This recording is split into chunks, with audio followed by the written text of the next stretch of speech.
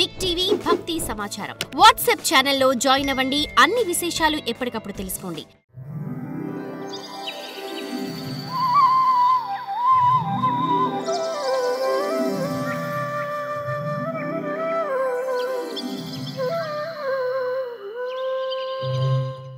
ఈ లోకంలో పరమేశ్వర ప్రీతి కోసం చేయబడే కర్మ భక్తి యోగంతో కూడిన జ్ఞానోదయానికి హేతు అవుతుంది కదా. భగవంతుని స్వరూపాలైన వేదాలు చెప్పినట్లుగా క్రమం తప్పకుండా సత్కర్మలు చేసేవారు పరమాత్మ అయిన శ్రీకృష్ణుని గుణాలను నామాలను పదే పదే కీర్తిస్తూ స్మరిస్తూ ఉంటారు. నమో భగవతే తుభ్యం వాసుదేవాయ ధీమహి ప్రద్యుమ్నాయ నిరుద్ధాయ నమః సంకర్షణాయ చ. భగవంతుడైన వాసుదేవునకు నమస్కారం. భగవంతుడైన ప్రద్యుమ్నుడికి, అనిరుద్ధుడికి మరియు సంకర్షణుడికి నమస్కారం. నేను చతుర్యూహ స్వరూపుడైన భగవంతుడిని భావన చేస్తున్నాను అని ఈ విధంగా మంత్రమే స్వరూపంగా గలవాడు, వాస్తవంగా రూపమే లేనివాడు, యజ్ఞ స్వరూపుడు అయిన భగవంతుడి మూర్తిని చెప్పే మంత్రాలతో ఆరాధించేవాడు పూర్ణ బ్రహ్మజ్ఞానాన్ని పొందుతాడు కదా.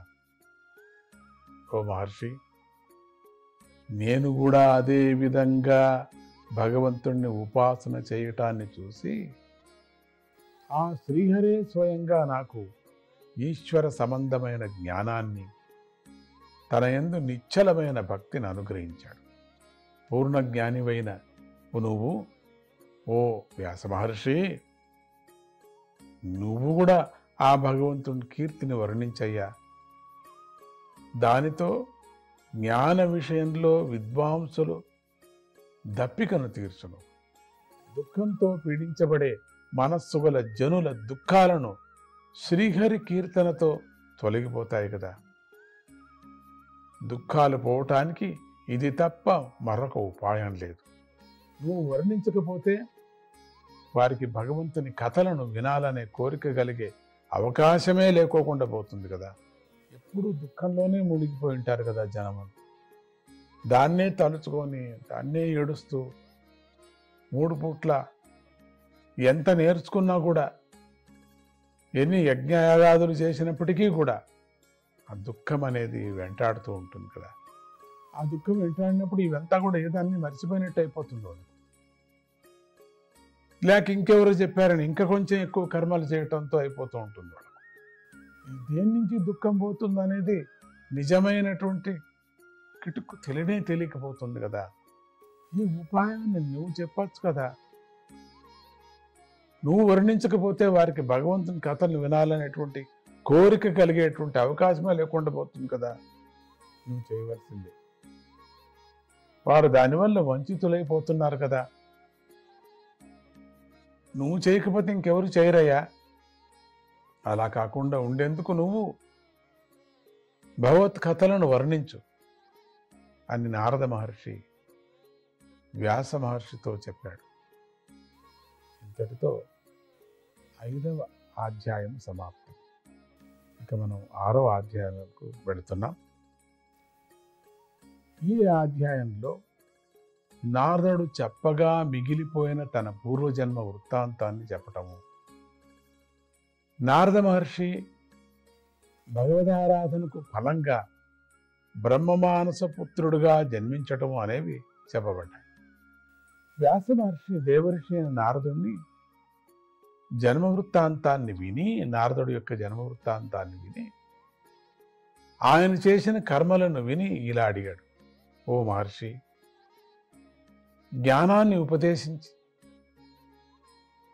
ఆ యతులు వెళ్ళిపోగా చిన్న వయస్సులోనే తమరు ఏం చేశారు? ఓ బ్రహ్మపుత్ర, మీ యొక్క తరువాతి వయస్సు ఎలా గడిచింది? మరణకాలంలో తమ దేహాన్ని ఎలా చాలించారు? అన్నిటినీ మినింగివేసే కాలము ఈ పూర్వజన్మ స్మృతిని మినింగివేయలేదని నేను భావిస్తున్నాను. దయ ఉంచి మీ పూర్వజన్మ వృత్తాంతాన్ని చెప్పండి అన్నాడు వ్యాసుడు. అప్పుడు నారద మహర్షి ఇలా చెప్పసాగాడు. నాకు జ్ఞానాన్ని ఉపదేశించి యతీశ్వరులు దూరదేశానికి వెళ్ళిపోయిన తర్వాత నేనేం చేశానో చెబుతాను విను. నా తల్లికి నేను ఒక్కడనే పుత్రుడిని. మళ్ళీ ఆయన ఆ నారదుడు తమ యొక్క దివ్య చరిత్రను ముందుకు చెప్పుకొని వెళుతున్నారు. అంతటితో నేను ఆగలేదు. ఉపదేశం చేశారు కదా అని మళ్ళీ నాకేమైంది అని చెప్పుకొని వచ్చి, ఆ తల్లికి నేను ఒక్కడనే పుత్రుణ్ణి. ఆమె నిస్సహాయకురాలు, చదువుకోలేదు, దాసీ వృత్తితో జీవిస్తూ నన్ను పోషిస్తూ ఉండేది. ఆమె ప్రేమతో నన్ను కట్టివేసింది. ఆమె ఎప్పుడూ నా మేలునే కోరుకునేది. జీవుడు ఈశ్వరునిచే ఆడింపబడే ఆటబొమ్మ వంటివాడు కదా. ఈశ్వరునిచే బంధింపబడి ఆడుతున్నాడు, కట్టుకొని ఆడు సూత్రధారుడు. ఆమె కూడా అలాగే స్వాతంత్రం లేనిదై సమర్థత లేనిదిగా ఉండేది. పాపం, దిక్కుల దేశాల మరియు కాలాల పరిజ్ఞానం లేని నేను ఆమె ప్రేమ బంధనానికి కట్టుబడిన వాడినై ఆమె చెప్పినట్లుగా ఆ యతీశ్వరుల సేవ చేస్తూ ఉండిపోయాను. అప్పటికి నా వయస్సు 5 సంవత్సరాలు.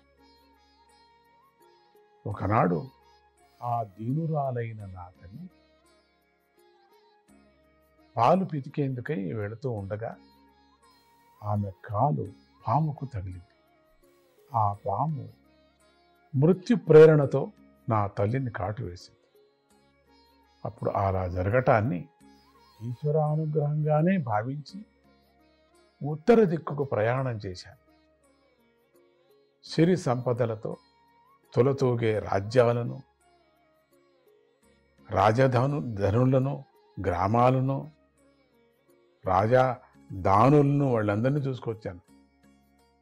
పల్లెలను, గనులను, వ్యవసాయ క్షేత్రాలను, గిరిజన వాసలను, ఉద్యానవనాలను చూస్తూ సహజ సిద్ధమైన అడవులకు, కృత్రిమంగా చేయబడిన అడవులను, ధాతువులతో నిండి ఉన్న పర్వతాలను, చెరువులను దాటి ఒక పెద్ద అడవిలోకి ప్రవేశించాను. అప్పటికే అలసిపోయి ఉన్న నేను నదీ సమీపంలోని ఒక కుండంలో స్నానం చేసి, ఆచమనం చేసి, నీరు త్రాగి అలసటను పోగొట్టుకున్నాను. నిర్జనమైన ఆ అడవిలో ఒక రావి చెట్టు కింద కూర్చొని హృదయంలో ఆత్మరూపంగా వెలుగుతున్నటువంటి ఆ పరబ్రహ్మను గురించి ధ్యానించాను.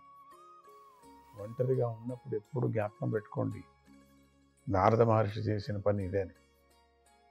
ఒంటరిగా ఉన్నప్పుడు మనకి ఏదేదో లేనిపోని దుఃఖాలను, లేనిపోని పోట్లాటలను, లేనిపోని అవమానమానాలని, పనికిరానటువంటి వ్యవహారాలను యోచన చేస్తూ ఉంటాం మనం. అది చేయకూడదు. అసలు ఏకాంతము దొరకటమే మహాభాగ్యం. అది అందరికీ దొరకదు. ఒకవేళ దొరికిందనుకోండి, మనకు అనిపిస్తుంది ఏకాంతం దొరకేమండి, దండికి దొరుకుతుంది. పని లేని వాళ్ళకు, వీళ్ళకు, రోగంలో ఉండే వాళ్ళకు అందరికీ దొరుకుతుంది. కానీ వాళ్ళ హృదయంలో చూడు ఏం చేశారు వాళ్ళంతా కూడా. నారదుడు ఏం చేస్తున్నాడు చూడండి, తన హృదయంలో ఆత్మరూపంగా వెలుగుతున్న పరబ్రహ్మను గురించి ధ్యానించాను. నారదుడు చెప్తున్నాడు, ఆత్మరూపంగా వెలుగుతున్నటువంటి పరబ్రహ్మను ధ్యానం చేసి, నేను ఎవరు, నాలో వెలిగేటువంటి వెలుగు ఏది, నా ఆత్మరూపంగా వెలుగుతున్నటువంటిది ఏమిటది,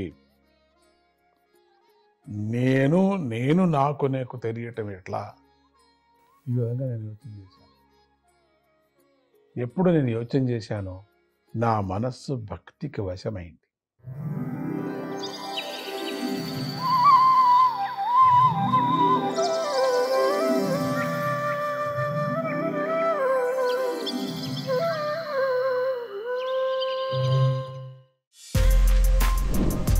For more videos like this, subscribe Big TV channel.